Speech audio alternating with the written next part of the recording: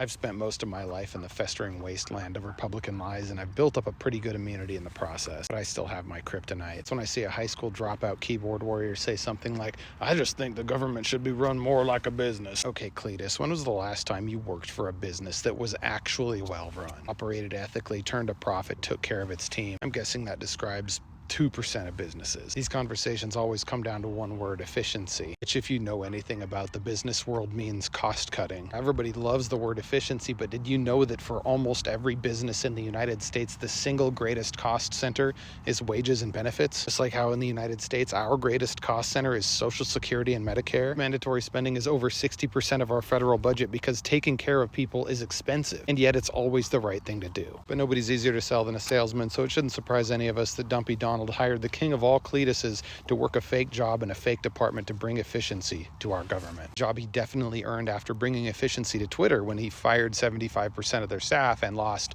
75% of their value. He very efficiently destroyed Twitter. First he said he could cut $2 trillion, which he then changed to $1 trillion because the points don't matter and the rules are made up. And his big idea to do that was a spending freeze, which blew up in his face in 3 days. And his second great idea is to give severance packages to 2.2 million federal workers. And now the White House is bragging that 40,000 employees took that, which is 1.8% of the federal workforce. And the federal workforce is 2% of the federal budget, which means best case scenario, they have a savings of 0.036%. Oh, but that's not including the cost of those severance packages. So best case scenario, after he gives 40,000 people an 8-month paid vacation, we save $52. Oh, but don't spend that $52 yet because a federal judge just suspended the whole thing. Over 2, Phelon, but yeah, you're a genius. Fact is, the government should not be run like a business because the government is the opposite of a business. Businesses have to be efficient because they have competition. There's no competition for government, which gives them the time to actually do things well and carefully, which is a luxury that only exists in fleeting glimpses in the private sector. Unironically, usually within well-funded growing startups, because those growing startups don't have competition, just like government, which allows them to pay people what they deserve, to give people the benefits that their families need, and also